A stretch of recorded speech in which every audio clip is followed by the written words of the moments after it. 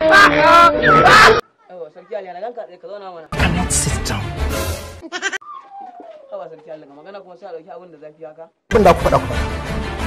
Ina ji. Sarki Ali ni ce ka zauna ai ba su suka ce ka zauna ba ni na ce ma ka zauna. Za ka buɗe bakin kana gaya mun cewa yaushe ma aka haife ka. Kai bari mu gaya ma fa, kar fa ka ga muna kyale ka, kana yi masa abin da ka ga dama. Ni kake wa ihu. In an maka me za ka yi? Ana zango ya kamata gaskiya ka shigo ka shan wannan gaddama nan.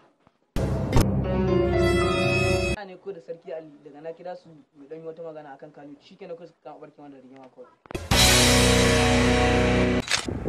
Haba zango daga na kira kuma kai sasanci shikenan ko za ka kama daukar hoto.